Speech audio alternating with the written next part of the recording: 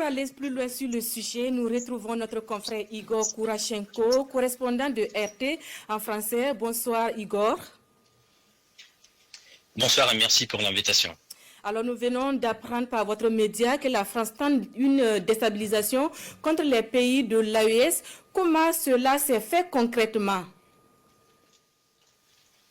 Oui, alors hier, le service russe des renseignements extérieurs a publié un communiqué où il a parlé des tentatives de la France de déstabiliser la région, mais aussi d'avoir une revanche politique en Afrique. En effet, on voit une certaine baisse de l'influence française en Afrique et moi-même, j'ai fait pas mal de pays africains et dans mes échanges privés et publics avec les responsables africains, avec les gens ordinaires, avec le milieu d'affaires, eh bien, on constate le manque de la volonté de la France de coopérer sur la base gagnant-gagnant.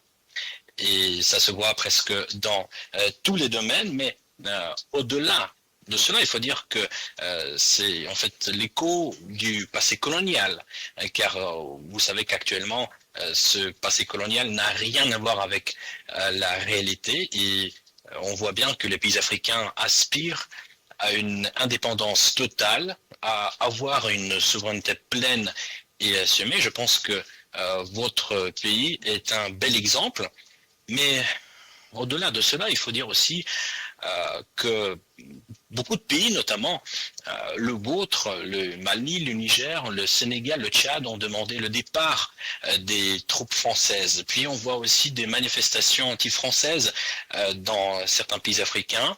Et puis regardez comment ils essaient d'influencer dans le domaine médiatique.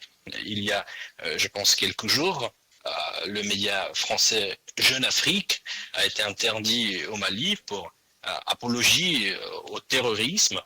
Et puis vous savez aussi que RFI, France 24 ont été interdits dans certains pays africains. Et je vais vous dire aussi un exemple absolument affreux, c'est que la chaîne franco-allemande Arte a pénétré illégalement sur le territoire malien pour faire un documentaire.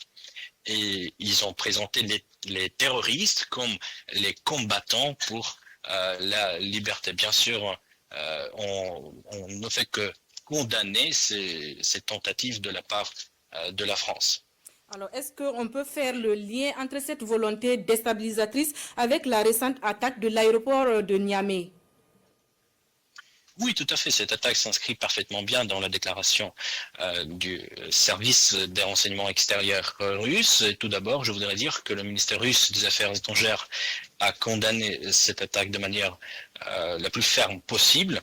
Et puis, je pense que le président nigérien a dit qui se cache derrière cette attaque et parmi les acteurs étrangers, on y voit bien sûr la France. Mais je pense que c'est clair pour tout le monde. Organiser, mettre en œuvre cette attaque, c'est impossible sans le soutien externe. Alors, quel intérêt pour la France, par exemple, de participer à l'assassinat du président Traoré dont il était question dans le dernier coup d'État déjoué au Burkina Faso? En fait, moi-même, j'ai eu l'occasion unique d'avoir une interview avec le président du Burkina Faso et je tiens à vous dire que il a répondu à toutes mes questions avec franchise et moi-même, j'ai pu voir un homme qui est au courant de tout ce qui se passe dans son pays. Il maîtrise parfaitement bien la situation. Et bien sûr, c'est quelqu'un qui défend les intérêts de son pays. Bien sûr que pour la France, ce n'est pas le meilleur candidat. Alors, peut-on s'attendre à une meilleure implication de la Russie dans la protection des pays de l'AES, Igor? Mais alors, en fait, tout ce qui est militaire, vous savez que les négociations se déroulent dans la plupart des cas à huis clos.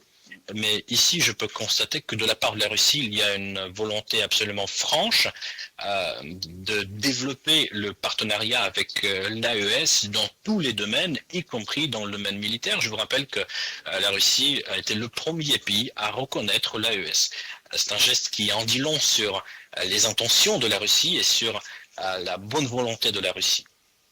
Alors, face à ces tentatives de déstabilisation, quelles sont les marges de manœuvre des pays de l'AES à votre avis, Igor? Alors ici, il y a plusieurs axes. Tout d'abord, je pense que le premier pilier pour assurer la sécurité, eh bien, ce sont les entraînements dans le cadre de l'AES. Mais ici, on peut mentionner aussi le soutien externe et la coopération militaire avec les pays à qui l'AES fait confiance. Merci Igor pour toutes ces précisions. Je rappelle que vous êtes le correspondant en français de Russia Today, média qui a relayé les manœuvres déstabilisatrices de la France en Afrique.